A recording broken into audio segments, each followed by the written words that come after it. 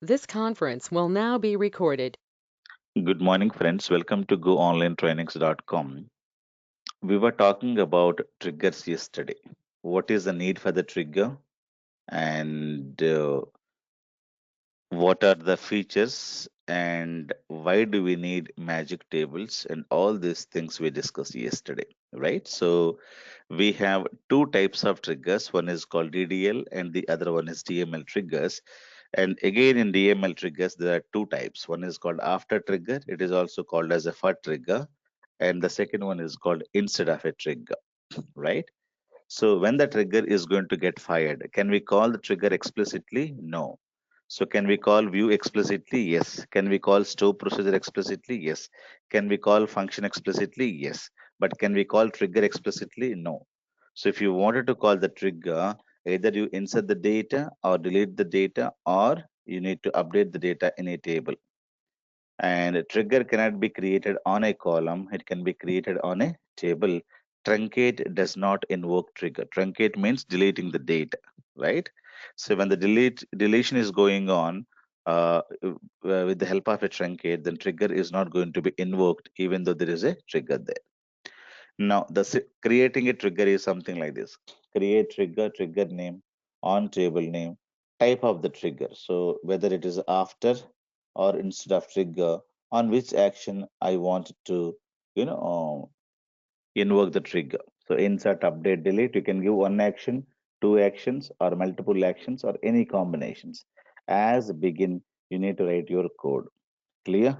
So let me do a simple requirement.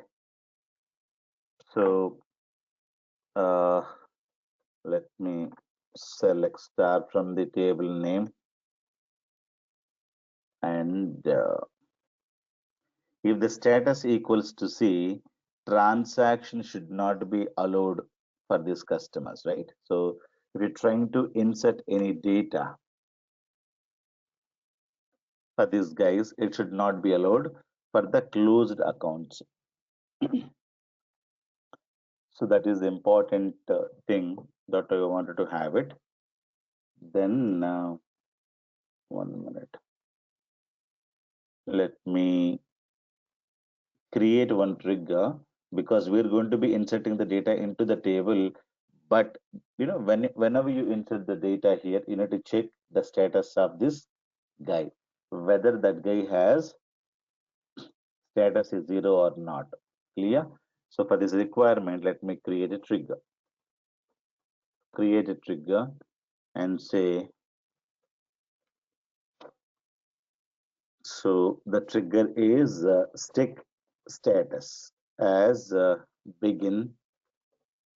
Sorry, on which table you need to create. The table name you need to mention, right? On which table. So on and type also. So on table called tmaster, and the type after trigger. Okay. After insert, update, or delete. Okay. So insert, update, or delete. So it can happen then as begin and end. So this is how you're going to be writing a trigger. Now we know that whenever you insert the data, what happens? Let me open my Excel. Let me take some data. We have account master table, account ID, name, and the C balance and the status. Okay, you may have a lot of other columns as well, but I am trying to take these three columns, right? So control C and control V. This will be transaction master, account ID, date of transaction, say transaction type, and you have a transaction amount. Okay, you have a transaction type and a transaction amount. So we were discussing Sneha. opened a account and by default which is operational. Two is Geeta also opened an account. Then we had Hari Krishna, he's also opened an account. By by default all of them are operational. So whenever you do any transaction, 101 has done some transaction, let us say October 21st 2019, he has done some transaction, right? Type of the transaction is a CD and a 10,000 or 1,000. So when you insert the data, I need to check whether this guy account is operational or not. Okay, if it is operational, now I wanted to also check. So the same amount has to be updated over there. Okay, so there are two things that I wanted to do it. So check the status as well as after doing the transaction, I wanted to update the balance as well here. So check status and update balance. Okay, check status and update balance. Two things I'm going to be doing. So on the transaction master table. So now I know that if you, whenever you insert the data here, so what happens if you create a trigger on this? If you create a trigger on this, it's going to be creating what is called as a, a table called, it is going to go to RAM. This is your RAM, right? RAM means buffer. It's going to be creating two magic tables. Who's going to be creating a trigger when the when the insert happens here? So just now one guy is inserted a row. You went to the bank and you say that I wanted to deposit my cash.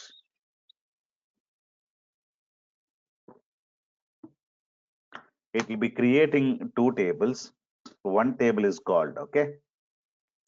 One table is called inserted table. So whatever be the row that is there, so the same data is going to come here. So this table is called inserted table. Okay. And you will have one more table. The table name is called a deleted table. Okay. So there you will have only the blank columns, but there is no data there. Clear? So whenever you insert the data, update the data, delete the data, two magic tables will get created. If there is a trigger on the table, the trigger is going to be having the inserted data into inserted table, deleted data in the deleted table. If you update the data, old rows will be there in the deleted and new rows will be there in the inserted. Am I clear? So these are the things that we should understand. Now I know that which customer is doing, this customer is doing. So now I can go to programmatically, I can go where? I can go to a table called get customer info who's doing transaction. Okay. So I know that select star from the inserted table. I can go to this table. I will be able to get this guy's ID. Clear? So that data I wanted to have it. So which customer and what is the transaction type and transaction amount? Data of transaction I don't need. Okay. So what all I need? I need account ID, comma, transaction type and transaction amount. These three things I need. I need this, I need this, I need this. Okay. So I don't need a DOT. So using this transaction amount, so what I wanted to have, I wanted to put them in variables. Account ID, which is integer, declare transaction type, or you can give any name, type, simply type. Okay. Type is, we must go to which table? We must go to a transaction master table and see what is the data type for the transaction type. So which is character 3. Okay. Char 3. You need to give the same one. Okay. Declare, say simply amount, or you can say transaction amount is money. I created three variables. So let me have the data into the variable now. Clear? So type is going to be getting the data, the transaction amount is going to get like this. Now what happens? we are going to create three variables, nothing else. So variable 1 account ID, variable number 2 transaction type, variable number 3 this. So account ID means 101 will come here. So this is what is called account ID, and the transaction type is a CD, then amount is 1000. You will be able to get three blocks. Clear? Now first you need to verify by taking this number what is the status that you need to verify. Okay, you have already know that 101 is doing a transaction. You go to this table and you write what is the status. You find out the status. Clear? Now I go back. Now I wanted to find out the status, right? So here, so find out. So now you got the customer ID. Find out the status. How do you find out? So select status from the account master table where account ID, okay, account ID is equivalent to 101. So whatever you have it here, so that is available, so that you need to supply. Clear? So let me declare one more column, status. What is the data type for status? It is character 1. Say character 1. Clear? Now the status also, let me store it here. Now what is the status of 101? That we know it is operational. Now we need to write if and else condition. Okay, so if it is open, okay, so what is that we should do? If at the rate status is equivalent to, what is that? Operational. Only for this, okay, only for this. So begin, we should be able to do all of them. Okay, if everything is else, we print.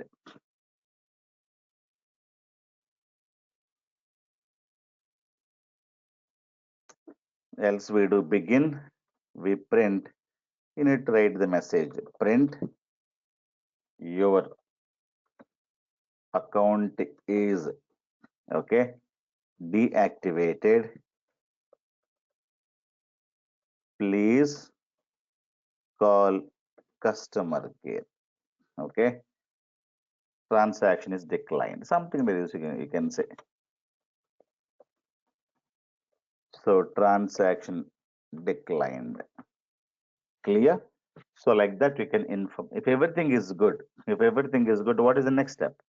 If everything is good, so then we need to update this one, right? So what is that? If the cash deposit is there, we need to update it. So you go there. So within that again, you need to write one more if condition. If the condition is at the rate type is equivalent to CD, if it is cash deposit, then what we should do? We should update which table? Account master table. Set whatever be the C balance is equivalent to C balance plus whatever be the transaction amount, okay, at the rate amount, where for whom account ID is equivalent to at the rate account ID for the same customer. Okay, so this is what you have to give it. If it is a transaction type equals to CD, you should be able to do it. Okay, so if it is not CD, it may be uh, CW, cash withdrawal as well, right? Else means it may be anything else. You can have begin and you can have end. So here also you can have begin and end. Begin and end. Okay. Okay. Now if it is not, if it is a cash withdrawal, so what we need to do? We need to go there and come back here and we need to say minus. That's it, nothing else. Clear? So these are the two things I have done it. So I have implemented the complete logic. Clear? If the status equals to 0, operational, then we can perform CD and everything. If else, what we are saying, your transaction is not declined, something like this, and click OK. So always we're going to be using these variables. So always you get the data from this table and store them in a variable. Now using the account ID primary key, you should be able to perform further operations. Then you can write if and else. That's it. Any trigger will have get the info and store them in variables. Then furtherly you can process. Clear? Whatever you want to process, only you should be able to write if and else. Now trigger is created. Let me create a trigger on which table I'm going to be creating on the transaction master table. Done. Trigger is created. Let me now insert.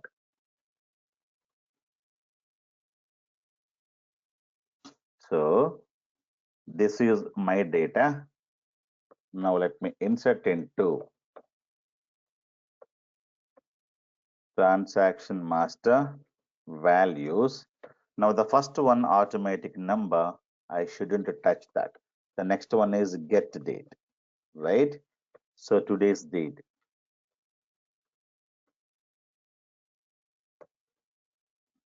And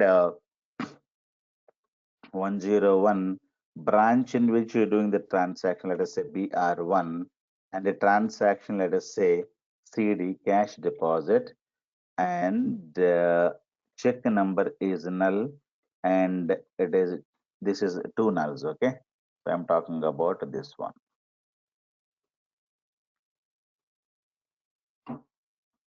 So 1, 2, 3, 4, 5, 6, 7, 8, right? So you need to have amount 1000 and 1.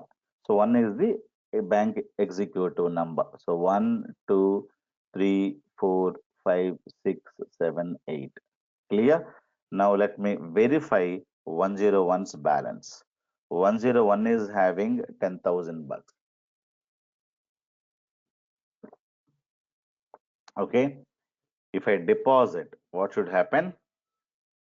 So I should be able to have one data.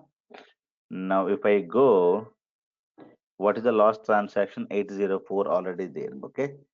So we'll say where the transaction number is greater than 804 because 804 is till yesterday. So now you're going to get 805. So let me insert this one row affected. So this is 805. Clear? Now cash deposit is happened because of this. You see, he was having 10,000. Now it has become 11,000. So who has done this 11,000? Done by trigger. Now where is the trigger got created? Let me go to iBank. Now when you go to tables views and let me go to the table, let me go to transaction master.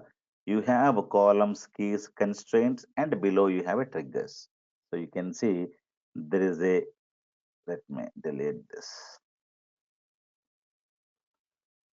Okay. So check status and update balance. This is a trigger. So you can also modify the trigger if you wanted to modify it like this, modify alter trigger, trigger name. Then you should be able to modify the complete trigger. Clear? Now, this is where you can see the trigger. So you need to open the table and you should find all the check constraints columns and everything and triggers. So indexes and statistics also you can find there. Now, I wanted to withdraw some cash. Cash withdrawal of 5,000. I wanted to do it, or 4,000. I wanted to do it. Now, let me show you this transaction. This is the one transaction. Now, currently 101 has 11,000. Now, you wanted to withdraw some cash. Clear? And one insert and one update is also going on. So, if you see the tables carefully. Now, one more transaction, you can see 11,000 minus 4,000, 7,000. Clear? It's happening properly.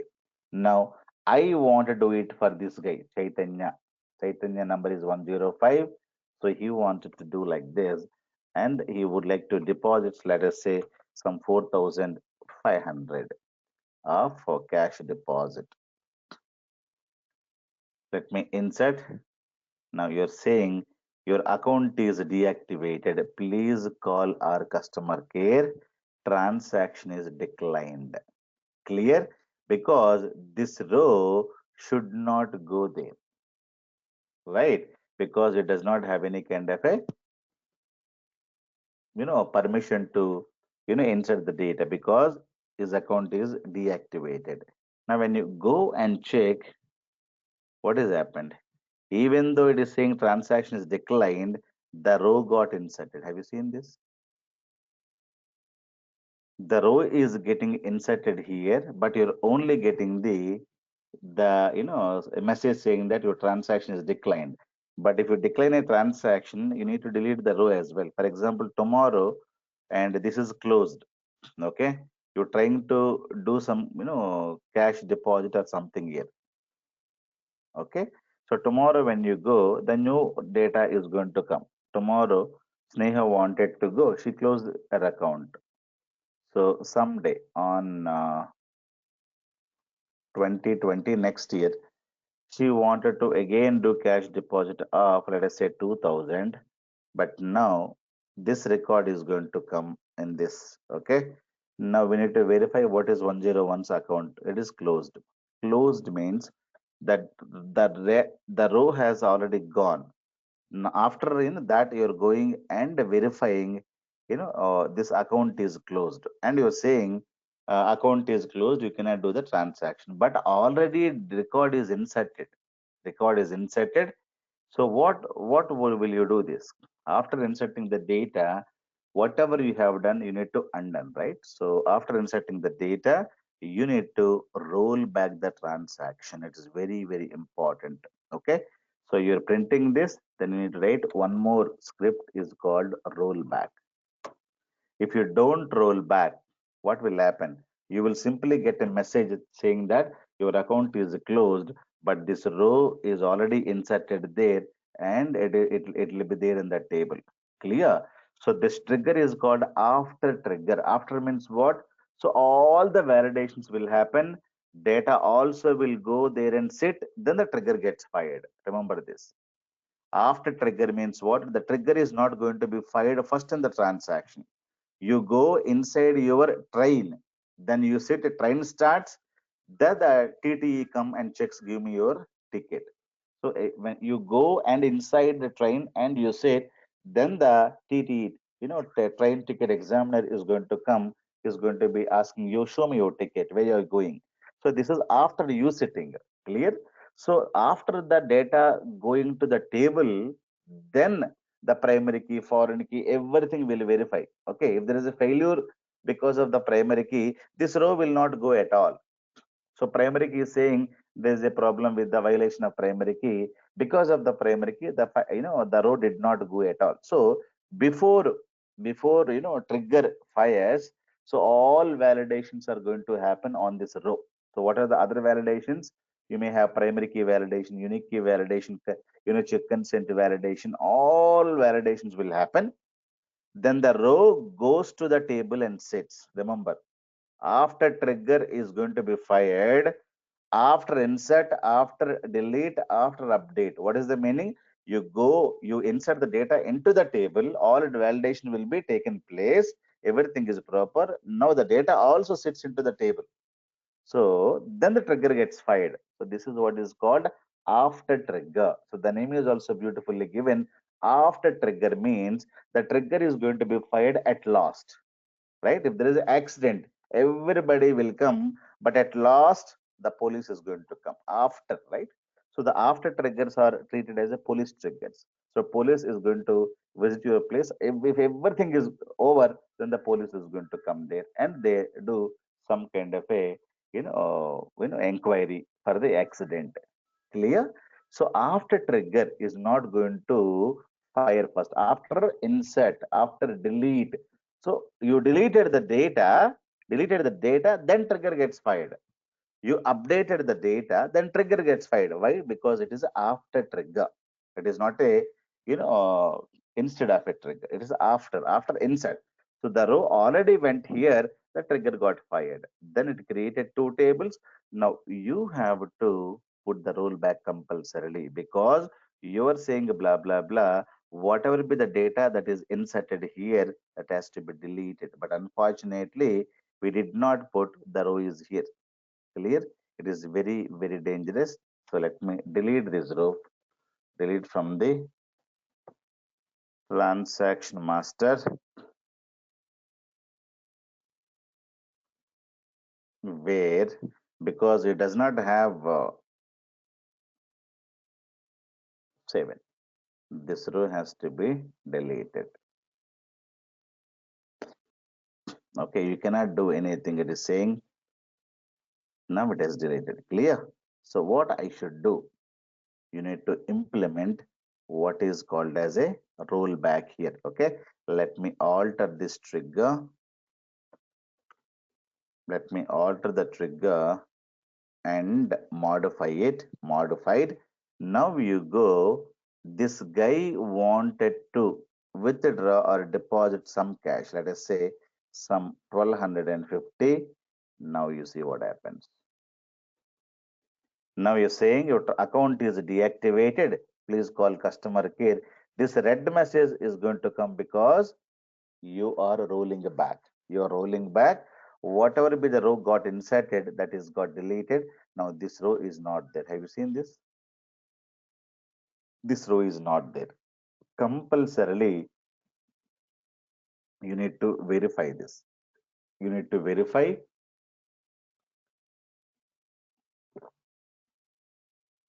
and write rolling back.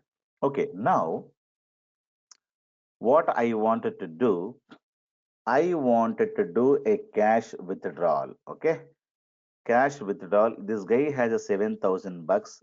Who's that guy? 101 has 7,000 bucks.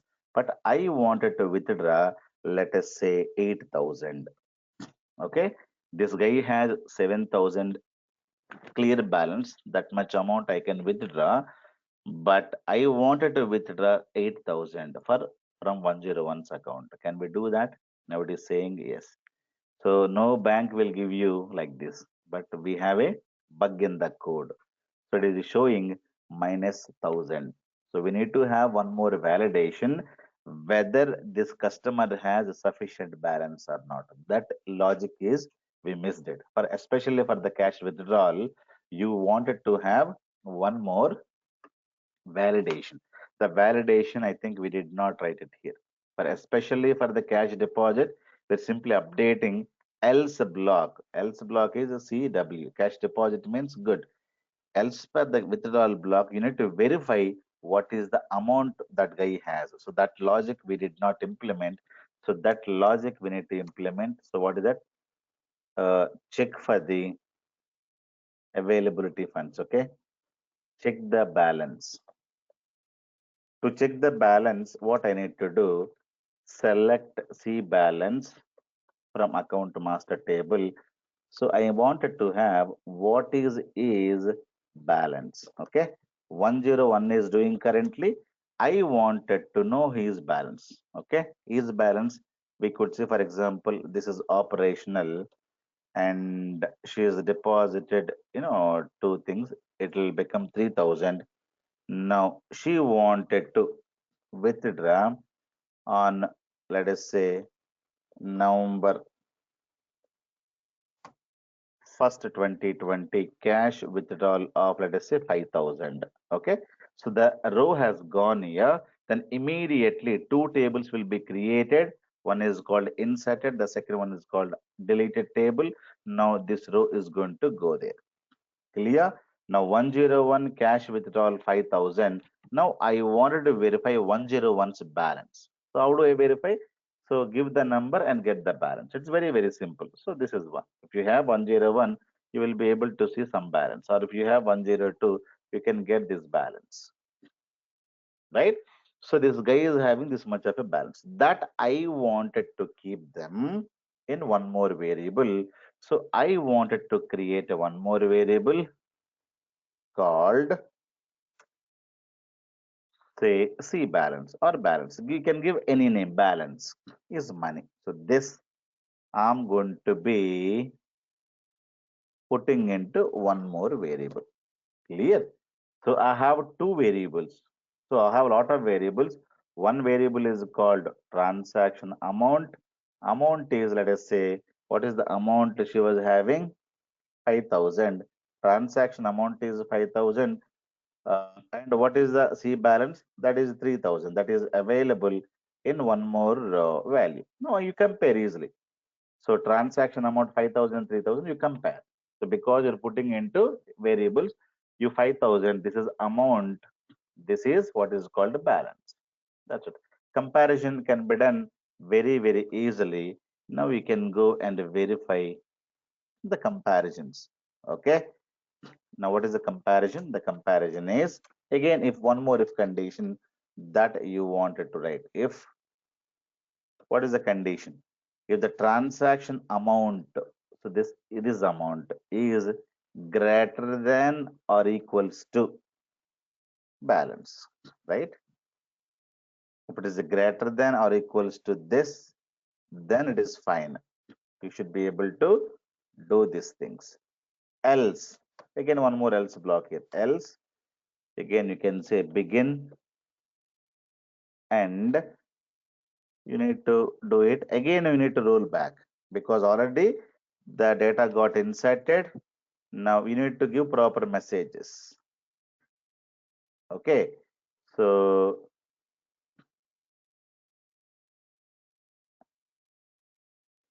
you do not have, okay, uh, or you can say insufficient funds, something like this.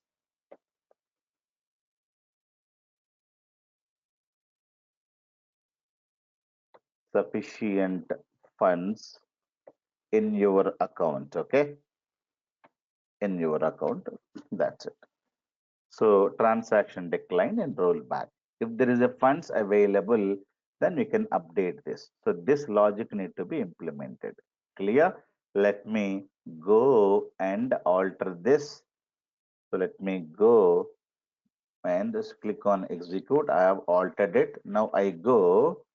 So the cash withdrawal is done. So this is very, very dangerous. So let me deposit some cash to this guy. Let us deposit some 12,000 cash.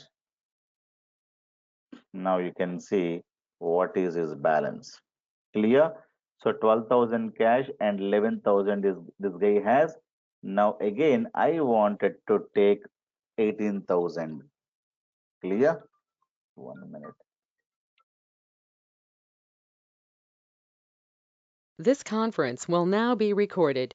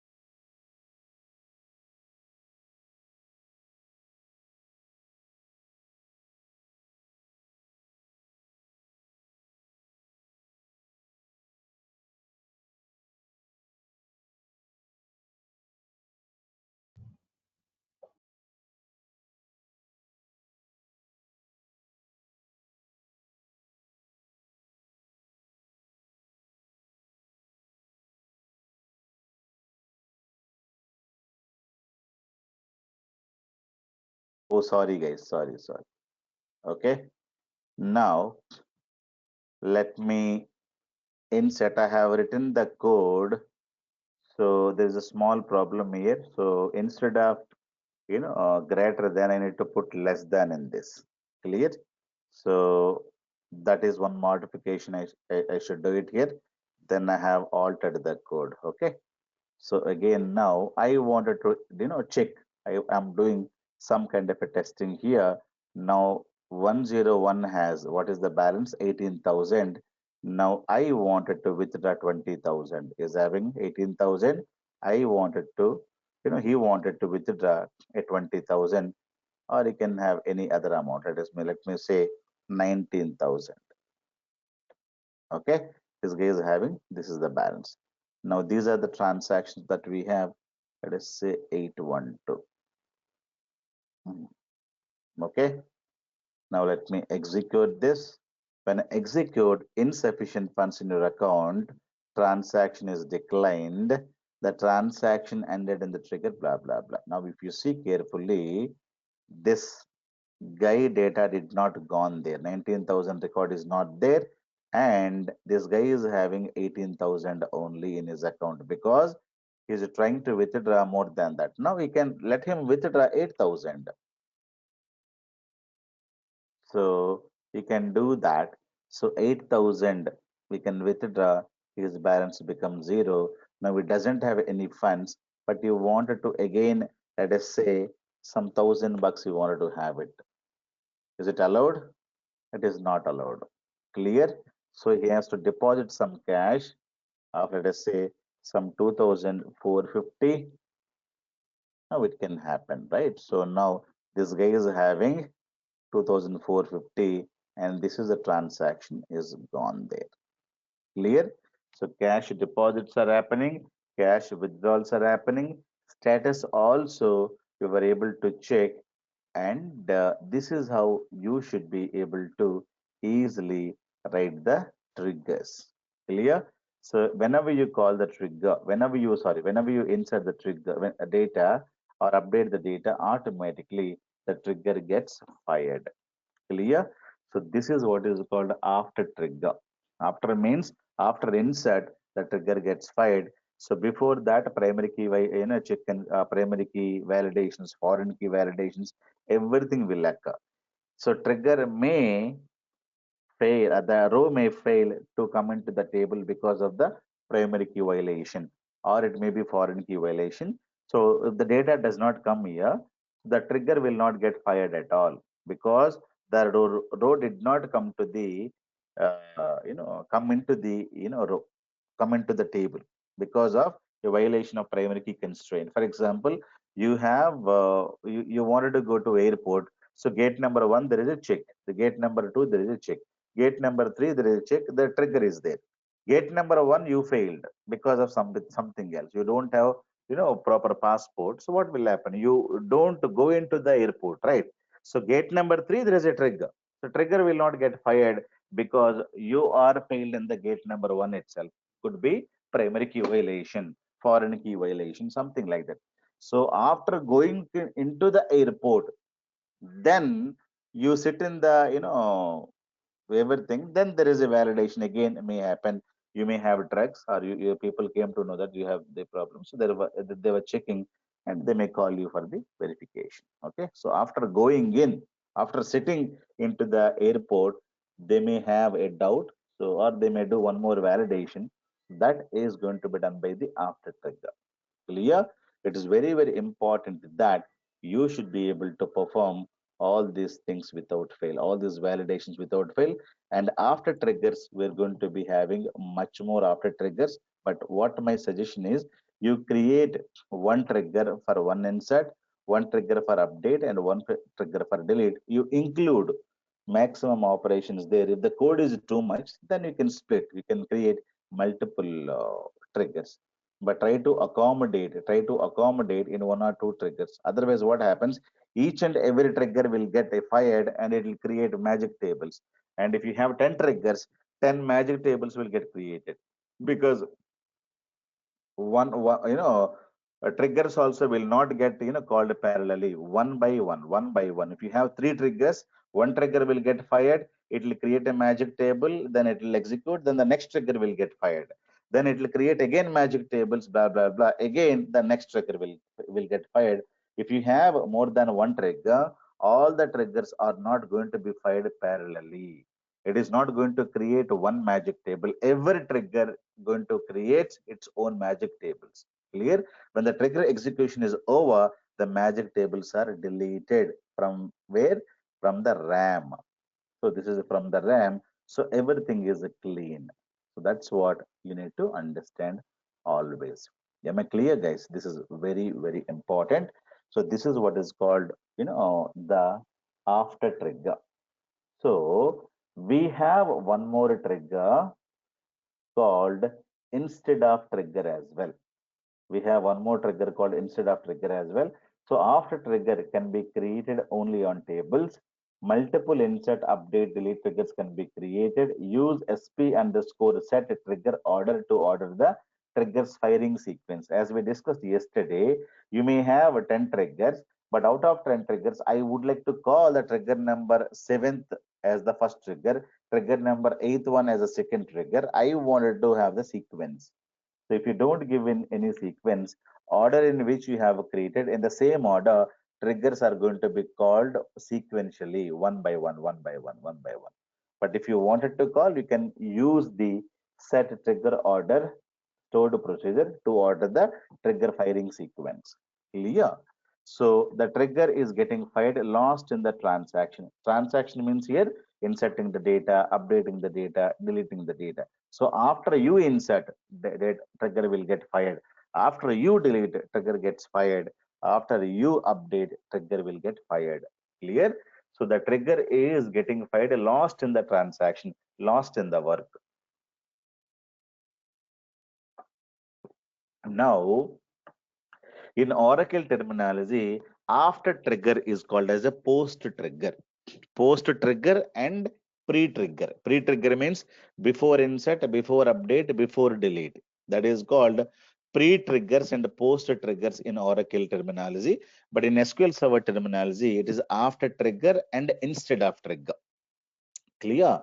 So after you putting the data, after you deleting the data, the post trigger is going to be executed. So Oracle terminology, which are called post triggers. So which are in SQL Server terminology, which are called as after or called as a for trigger. You can say after, or you can also write for here. Okay. You can also say after, or you can also say for. So anything you can mention. Clear? But in Oracle terminology, this is what is called a post trigger. So after the transaction, the trigger gets fired. So this is how you can understand, then you can implement. You can write after or for anything is fine. Clear? Yeah. Now, when is that we are going to be using instead of a trigger? Let me give you one example for that as well. So instead of a trigger can be created on tables and views, and after trigger can be created only on tables. This is one difference. The next difference we'll talk only one instead of trigger of a given type, insert, update, delete. So you cannot create a multiple, instead of triggers. And this trigger gets fired instead of a transaction. So these are called pre-triggers. So if you're trying to insert the data, the insert will not happen, trigger gets fired. You're trying to update the data, update will not happen, the trigger gets fired. You're trying to delete the data, delete will not happen, the trigger gets fired. So before the transaction, these are called pre-triggers. Okay. So we have post triggers and we have a pre-triggers. Clear? So we can have these two types of triggers. In Oracle terminology, this is what is called a pre-trigger. Pre means before the transaction. Before the transaction. What is the transaction here? Insert, update, delete. So when you insert the data will not go to the table, the trigger gets fired. The data will not get deleted from the table, the trigger gets fired. If you create a instead of a trigger, let me give you one beautiful example for this, where exactly we're going to be using. Okay, so people are inserting the data, sorry, people are inserting the data cash deposit of 102 Geeta. She's now inserted some 4,000 bucks. Everything is cool. Now Hari also on some day, this guy is also deposited some, let us say 10,000 bucks. Okay. Now everything is properly happening.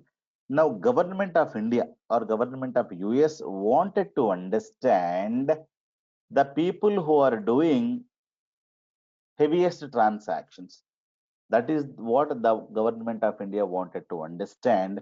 That information they were clearly telling, log into one more table. The table name, the table columns will be as it is, but the Table name is called High Transaction Master. Clear?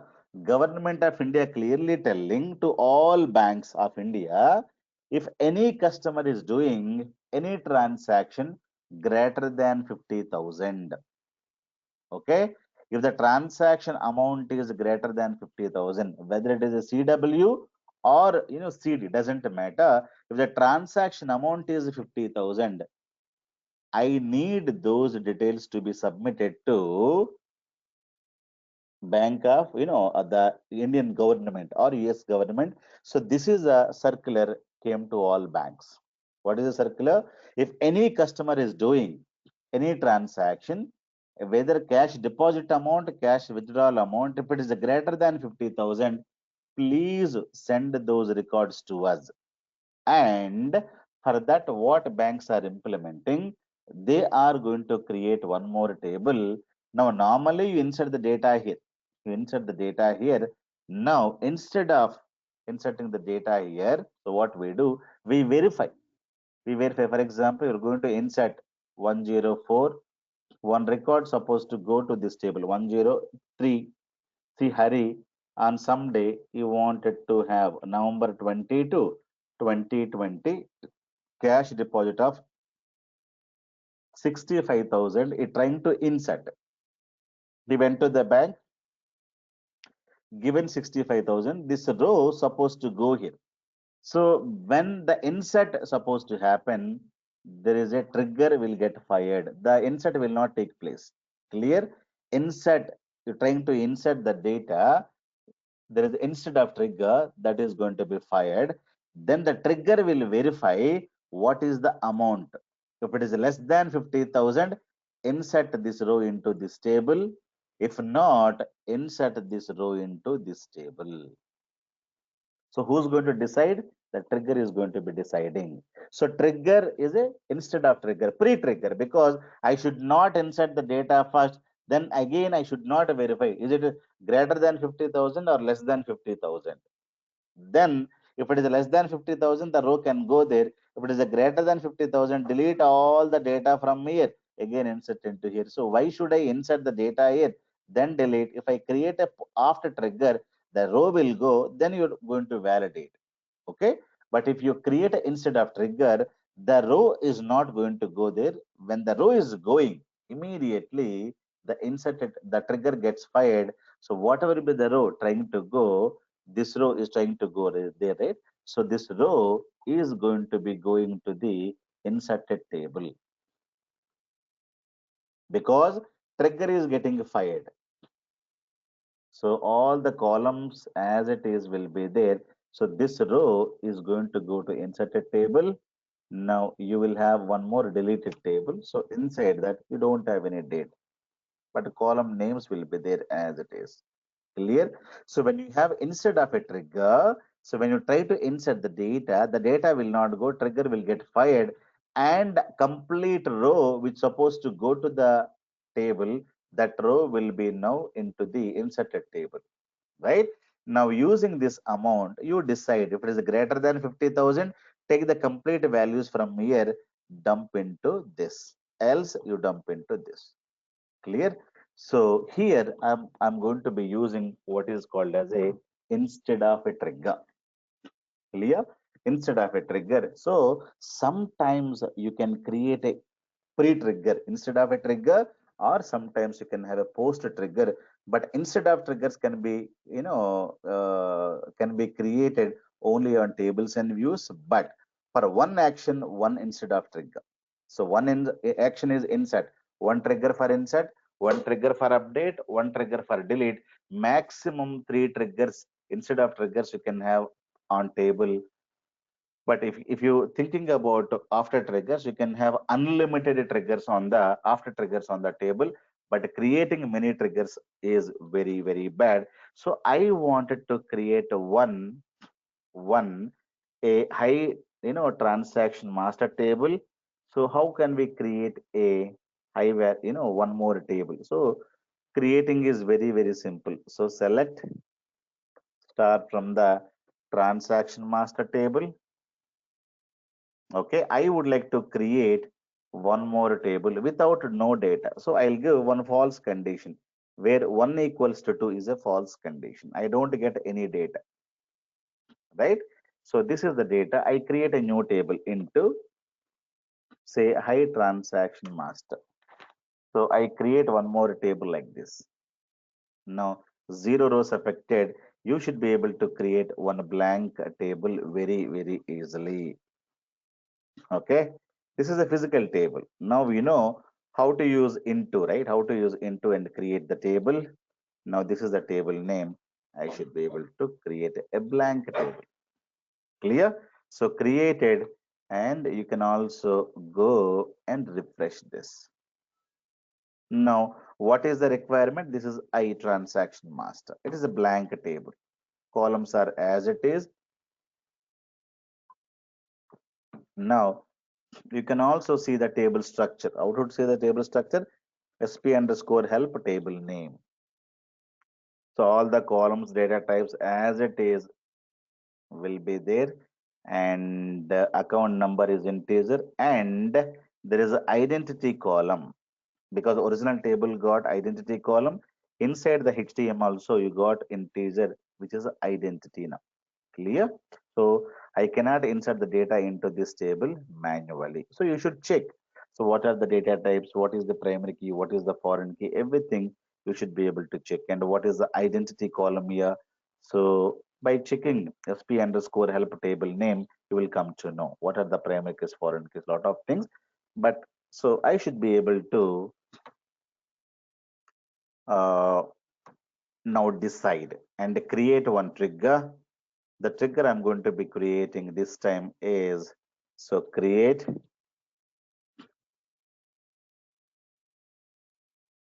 so high volume transactions. Okay,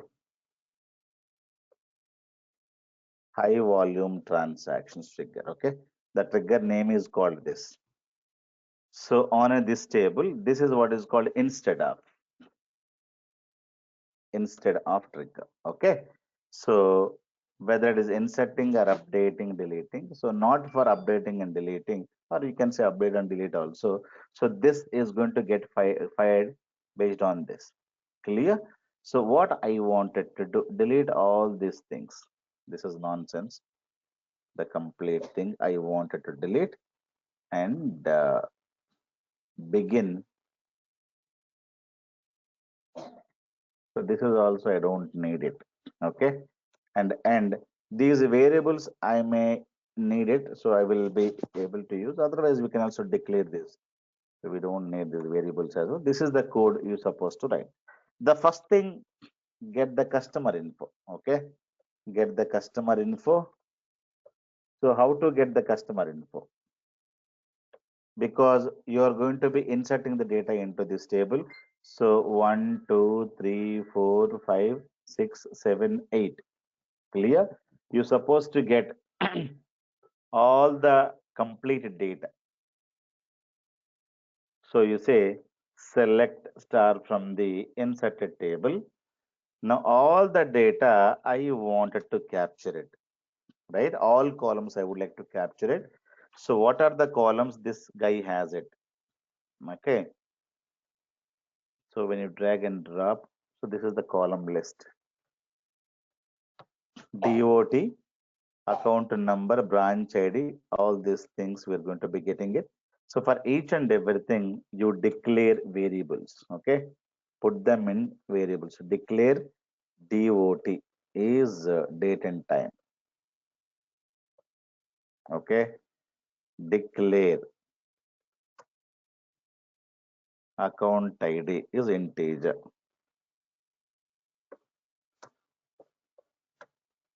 Declare branch ID.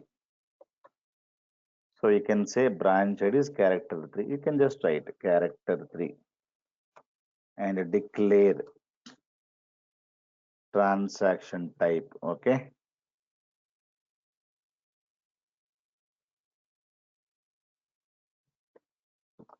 So transaction type is character 3. Control C, Control B. All these things you can say. Declare because I wanted to get the complete data. Check number is null. Whatever you have it, you should be able to have it. At the rate check number, this is integer, right? Integer. Declare at the rate check date. It is date and time. And declare at the rate transaction amount is money, that we can check it here. Then last one, declare at the rate UID is integer. UID is integer. That's it. Okay. So these are the data that you need to get them into a variables first. All this data, put them into a variables. Because getting the complete information and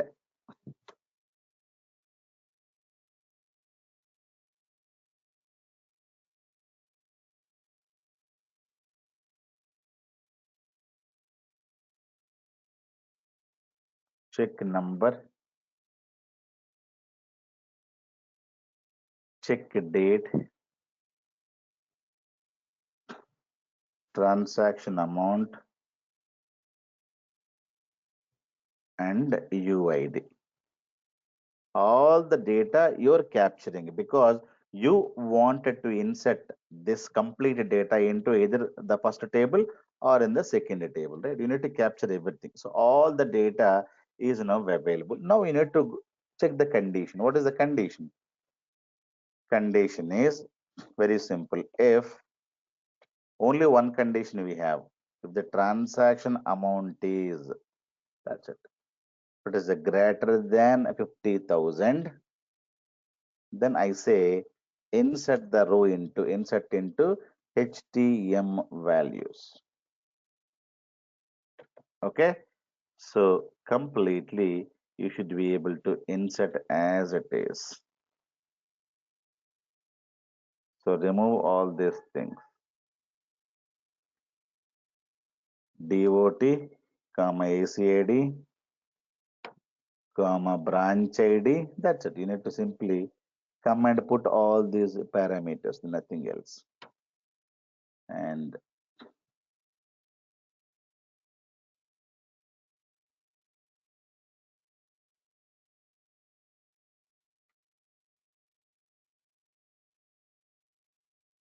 okay. So nothing complex, we're just putting all the column names here. That's it. Okay. If the transaction amount is like this, insert into this, else insert where? Insert the row into this table. What is the table? The T master table. That's it. Okay. Now you say go, because we're capturing completed data. After capturing complete data, this is the condition that I wanted to have it. Are you clear? So create a trigger, high volume transaction, blah, blah, blah. So get complete data into a variables, and only one condition we have, that I'm going to be doing it. This is instead of a trigger. So let me execute. Now remember to insert some value, cash deposit of, let me show you some data, right? So it is having, if it is cash deposit of 30,000 bucks or 40,000 bucks will be available in this table, right? If it is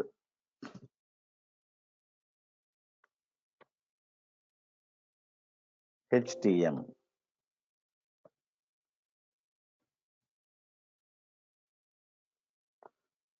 no data is available. Okay. Now let me have 90,000 bucks. Now you see the data is gone to this table. This table does not have any data. Have you seen this? So 10190,000 record is not here. Have you seen this? So this has gone to this table. So he has done that instead of a trigger. So in very rarest situations, we're going to be calling what is called as a instead of a trigger. Clear? And even though you're inserting the data into this table or this table, his account balance has to be updated, right? So because 90,000 got deposited, now this account also balance to be updated. So we had to create one after trigger as well here on this table now. We had one after trigger because it is updating the balance into this. And we should also create one more after trigger for the update balance and check the status, blah, blah, blah. Then it is going to be updating. Clear? So all the triggers are available in your iBank. Go to your table, transaction master table. Now you can go to triggers instead of triggers, and every trigger will be visible there. Clear? If you wanted to modify, you can modify. If you wanted to drop the trigger, you can say drop trigger name. Okay, trigger name, that's it. So if you wanted to drop this trigger, so you can go anytime, control C and control V, trigger will get dropped. That's it. So drop the trigger is dropped. So you can go simply go and refresh it. Now you will be able to see only one trigger, the other trigger is dropped. Clear? If you wanted to alter the trigger anytime, right click on this and modify, or you can also say sp underscore help text and the trigger name. Okay, what is the trigger name? Trigger name is this. So you should be able to get the complete trigger code.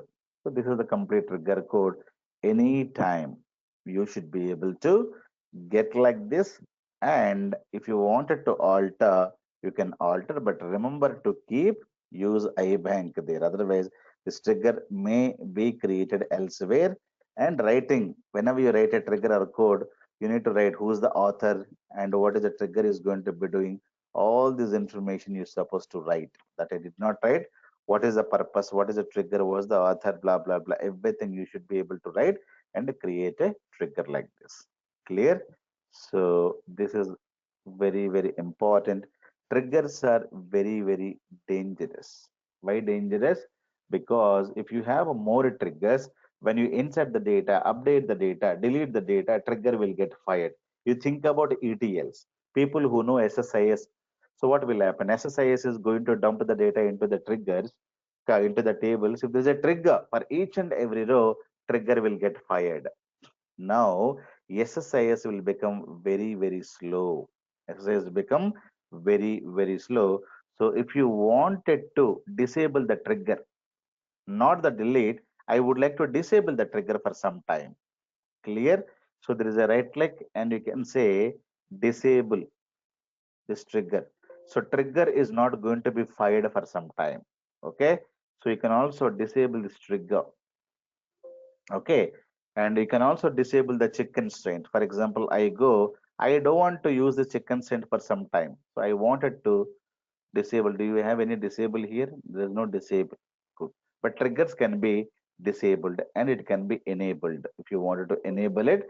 Because if you're performing a lot of bulk operations, lot of 1,000 rows, 2,000 rows when you're inserting, when if the trigger is there, it will take a lot of time. Clear? So people may ask you, can I can I disable a trigger, enable a trigger? Yes, you can do the disable and enable trigger. So right click and disable, or you can write this code as well. Alter table and disable trigger, the trigger name.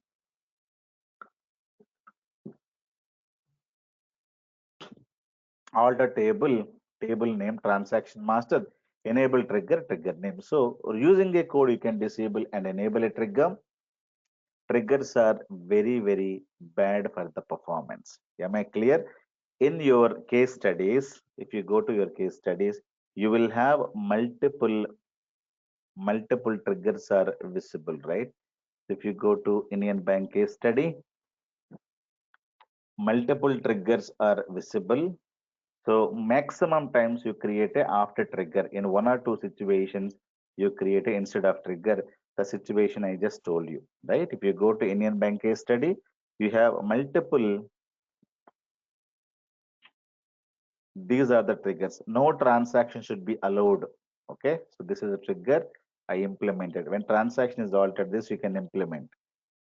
More than 3 cash withdrawals, you can implement separate trigger. Okay, 4, 5, 6, 7, and 15, 16, 17, 18, 19. So this is the one I have just now implemented. If the transaction amount is greater than 50,000, the same should be inserted into high value transaction table. You create one table and do this. This is, I've done it. So let me make it to green. But remaining 15, 16, the other things, you are going to be doing it on your own. Clear, guys? And one more question people may ask you. Okay, what is the question? If I'm inserting thousands of rows, so I may insert one row at a time. I may insert 1,000 rows at a time. So how many times the trigger gets fired? If I insert 1,000 rows at a time, 1,000 times will it get fired, or one time will it get fired in SQL Server? Okay. So there are two things. Trigger can be fired in two ways. One is called per row, per row basis. For example, if you're inserting 1,000 rows, 1,000 times the trigger can fire, and there is per statement. Per statement means the statement means the code the code may have 1,000 inserts. Clear? So that is called one statement. So even though you insert 1,000 rows at a time, if you say per statement, the trigger will get fired only once. Clear? You're inserting 100 rows at a time. How many times the SQL Server triggers are going to be fired? Is it 100 rows 100 times, or 100 rows are going at a time? It is one statement. 100 rows is equivalent to one statement, one block. Will it get called only one time? So in SQL Server, we don't have a per row. This is not there. Okay, SQL Server is only per statement. If you're inserting one row, then once the trigger gets fired. If you're inserting at a time 1,000 rows, the trigger gets fired only one time, and all the inserted data will be gone into the inserted table. Then you can use a loop and read row by row, row by row, row by row, and try to do your calculations. Clear? So SQL Server cannot allow per row. Per row means if you're inserting 1,000 rows at a time, I'm talking about not one by one, at a time. So it is not going to be called 1,000 times. It is per row or per statement. But inside Oracle, you can specify this as well as this as well. So that option SQL Server does not give you. SQL Server by default per statement only. Clear? At a time, you may insert one row one time. At a time, when you insert 5,000 rows, only one time the trigger is going to be executed, not 5,000 times. Clear? So this is also one more thing that you should know. But Oracle is going to give you options. You can mention per row, you can mention per statement. When you say like that, the trigger is acting like that. Clear, guys? So this is, triggers are quite bad for the performance. Why? It's going to create a lot of tables if you have more and more triggers. So that is the reason many people will say triggers are bad for the performance. But even though they are bad, we cannot, avoid them. So for the automation purpose, so for the validations purpose, who's going to be doing this? Definitely trigger should only do this, right? So trigger has to be implemented, not heavily, at least minimally. So people will say when you're inserting bulk data, bulk update, bulk insert, you disable the triggers for some time. Otherwise, what will happen for all these inserts, the triggers gets fired automatically. It will slow down the insert, update, delete statements. So you stop the triggers, insert the data, then you enable the triggers. Whatever the trigger is supposed to do, that you need to do it manually, because you stopped the trigger is not working now. What you need to do? So after the data inserted into the table, then the whatever the work the trigger is supposed to do, that work you need to do it either in a stored procedure or manually you should do it. Clear? So people would do. So people will say, I wanted to increase the writing capability. What should I do? Disable the triggers, disable the indexes. I wanted to perform my ETL operations faster. What should I do? Disable the triggers, disable the indexes, disable the statistics onto the tables. Clear? So these are the simple things, but very, very good one. So you can have complete programming can be written if and else, everything can be written as part of triggers. And triggers are pretty much easy. Then if you're talking about the difference between after trigger and instead of trigger, after trigger you can have multiple triggers per table, but here for one action one trigger, maximum three triggers you can have it. The second one is after triggers can be created only on tables, but instead of triggers, tables and columns, tables and views. Okay, these are the two differences. One more difference: instead of trigger will get fired first in the transaction, after trigger gets fired last in the transaction. Clear? Thank you, guys. Okay.